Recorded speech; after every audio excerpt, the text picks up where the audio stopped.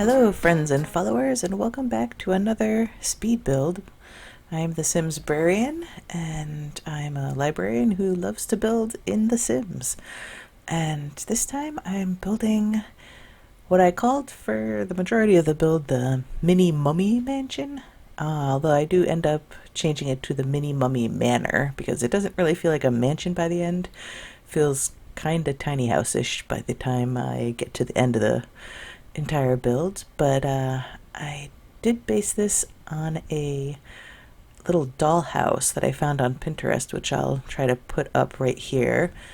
And yeah, so I was trying my best to kind of match that style, which to me looks a bit like a wrapped mummy, and it's got some spooky windows, and I especially liked the little bay windows in the front.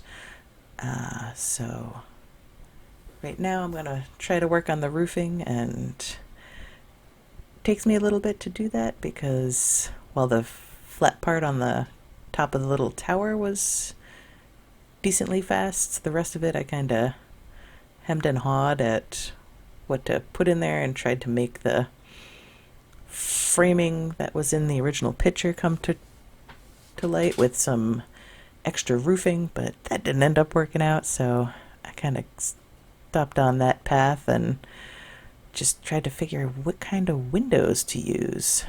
So it was a lot of fun. I like how it came out, and I especially liked the bay windows, which I end up making little windows into windows. So you've got the windows that you can see on the outside, but then they also lead into the actual windows that go into the house. So it felt like a cool little place that you could put some plants, and I imagine you'd have to open the window to get out there, so it's not a place that you'd want to put a chair because you kind of couldn't get out there, but you can reach out and put a few figurines and stuff out there, which I'll do later on when we're in the decorating phase. But for now I'm just trying to figure out how to make the tower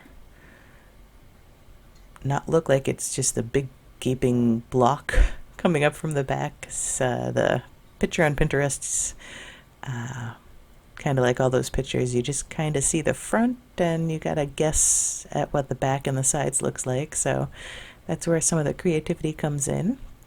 And I did have a lot of fun here, and I used some little roof pieces to make the arches over the windows, and a lot of those little roof holders. What are those even called? Brackets? I think technically brackets, but I'm sure there's a fancy name for it. But I used a lot of those because otherwise it kind of looks like the roof is just floating there, and this way it kind of looks like it's there on purpose and gives a nice little arched look to the windows, even though I don't have the arched windows there. I don't know if I'd call this a limited pack build, but I do have limited packs, so by default it kind of ends up being that anyways. But I don't have a lot of the, I don't have the spooky things pack, I don't have vampires, so a lot of the objects that I think might have helped make this a little easier aren't part of my gameplay, aren't part of my options, so I kind of worked with what I got, which means a lot of seasons, I think, and a lot of base game.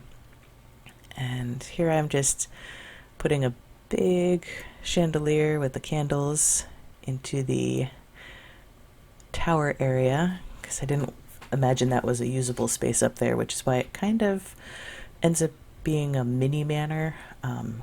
It's got rooms for 3 people, or 4, because I think there's a double bed in one of the rooms, so it does kind of still have that manor feel, but it is definitely a little squished, because there's only the 2 floors of living, despite it looking fairly grand. And yeah, now I'm just trying to figure out what to put in the back. I want to make a nice little porch that mimicked the front, so that there's a little more space to walk out there and spread out I did want to fence it all in. There is a fence in the original picture. I don't think I ended up mimicking that fence so much, but I did like the mix of the fences that I did end up using, and definitely the cemetery trees or cypress trees.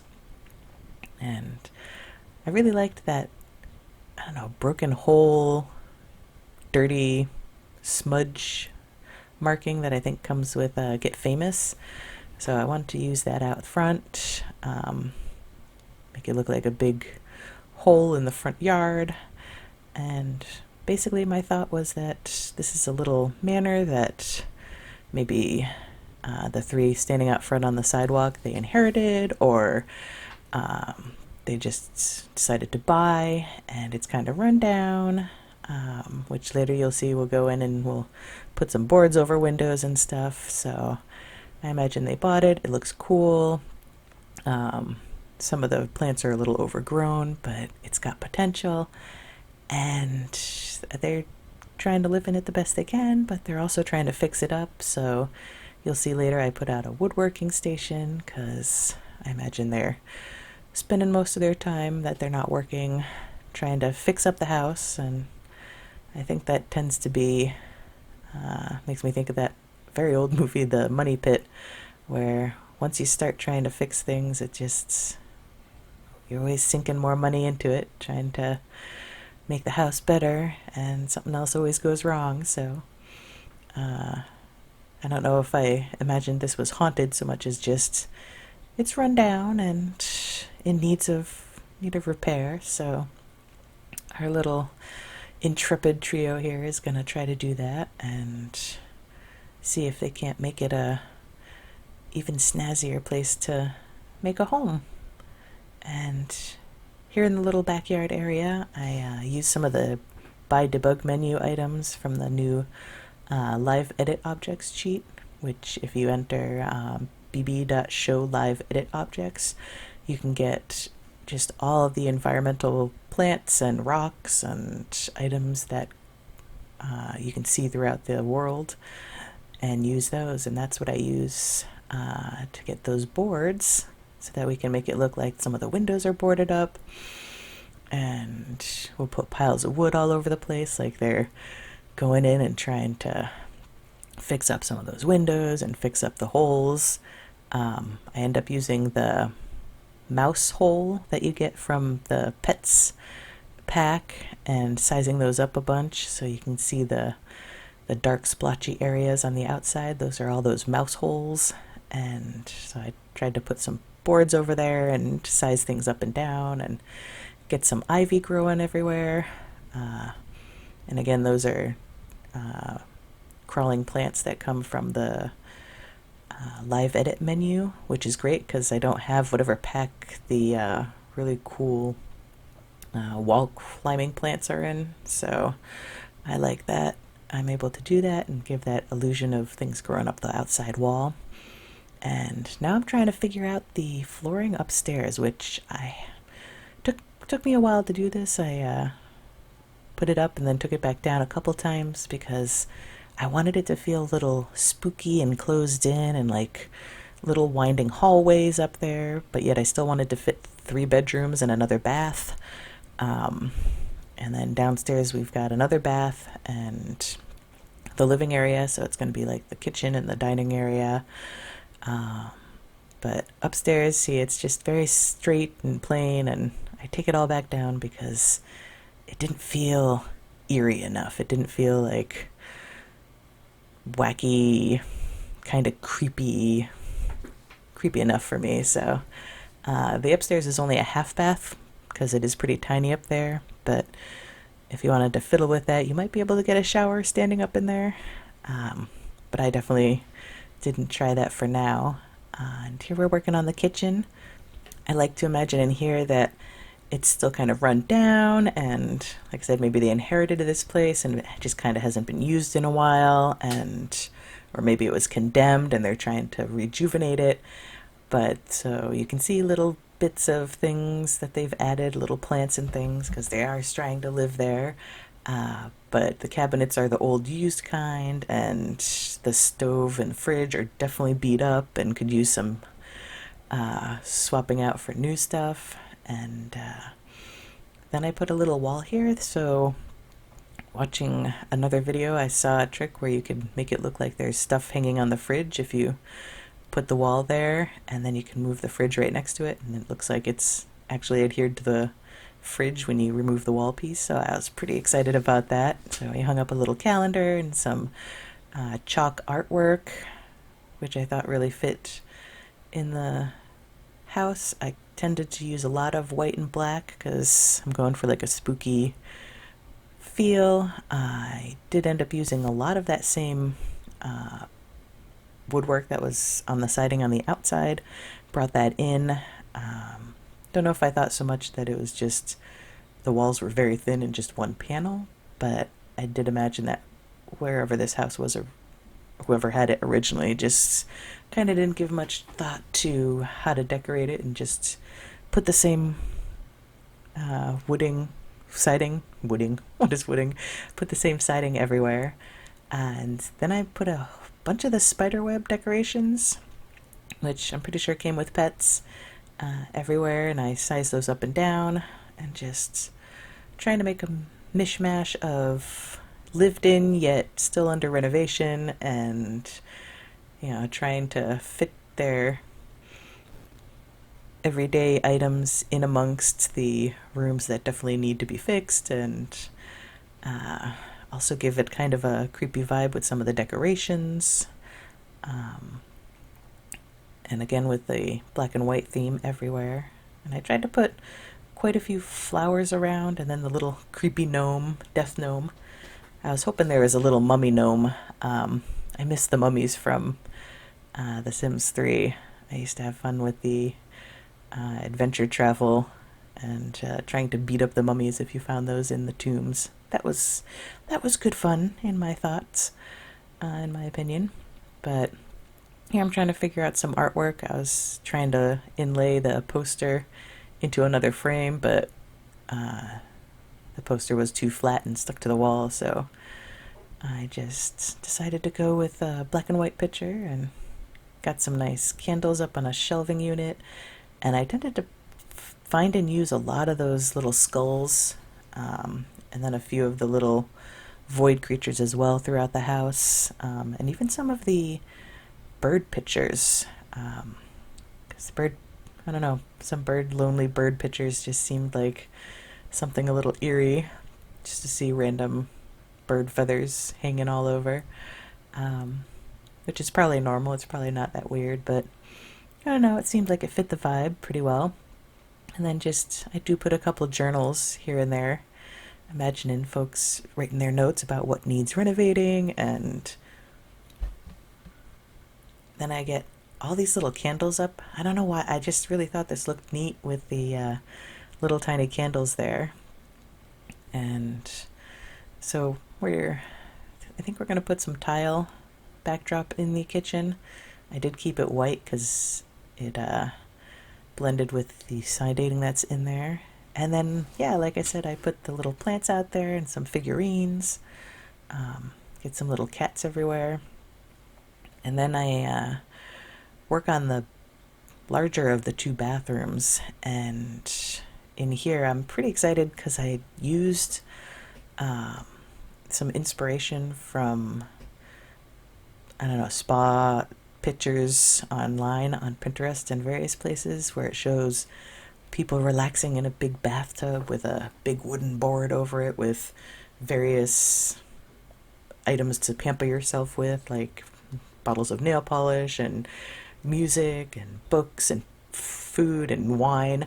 So I used one of the live edit objects boards and put that on there and put some decorative stuff up there. Like I think I put some candles and like that. Yeah, the little Diwali candle is up there, and some books, and I think I put a little wine glass up there, or a martini glass. And I did test it, and the sim gets right in the bath, and will use the bath like normal and then get out. So it is still very fully functional. So that was really cool to see that work out. And yeah, just trying to decorate that up and make it look fun. And yet again, more cobwebs because clearly they've decorated here, but they haven't fully cleaned everything out. And then outside, see, I wanted to use those power grids, but I think I end up using those upstairs, so that'll be in a bit. Just making sure it's got that trash can in there because I know a couple times I have forgotten the trash can, so I'm trying not to do that. Make sure you have everything you need in the house and get some. I put a few of the mouse holes and the decorative swooshes from I think City Living inside the spider web, so it kind of looked like a spider. Maybe not really, but I thought it gave a hint of something being there, so maybe it's some big creepy spider in there. And then we've moved upstairs, and I really liked this window over here, and I wanted to make it a creepy watching nook where somebody could just sit in the window and stare outside. And then down the really long corridor, I put a bookcase and then tucked a desk in front of it. So it's kind of using every little nook of space that we can. And then the little half bath. I wanted to make sure there's toilet paper in both of the bathrooms. And decorating again with those little chalk paintings, because those are so... sorry for the weirdness of my voice there. I had to pause for a second and cough, apparently. It's definitely the season of getting sick, which is no fun. So far, not yet sick, but everything is scratchy, so that's fun. Maybe it's allergies. Maybe it's a cold. Who knows? This little bedroom. I tried over and over to get that little plant area to be right on top of the bed, but I couldn't get the Sims to actually use it, so I do end up changing that, which is a shame because it looks really cool with the plants right there.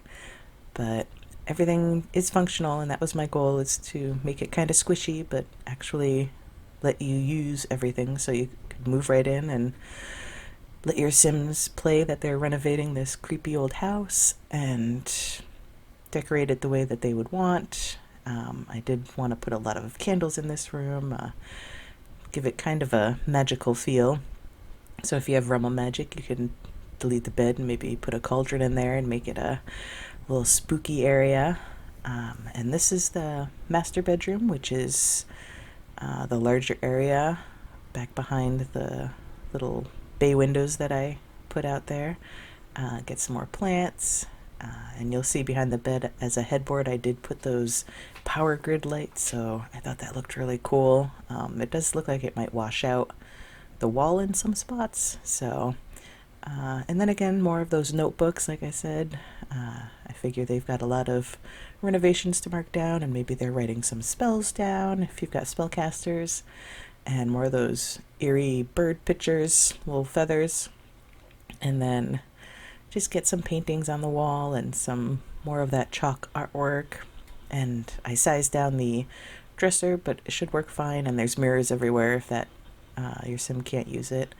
And then, like I said, I make this little creepy spying area so people can look out the window and watch their neighbors. And I do make sure that there are some boards on the inside so you can kind of see the boarded up windows are boarded up on both sides. But your Sims can use all the beds and everything. And I think we're coming to the screenshots now, so I hope you enjoyed this and that you're having a great day, and I will catch you next time.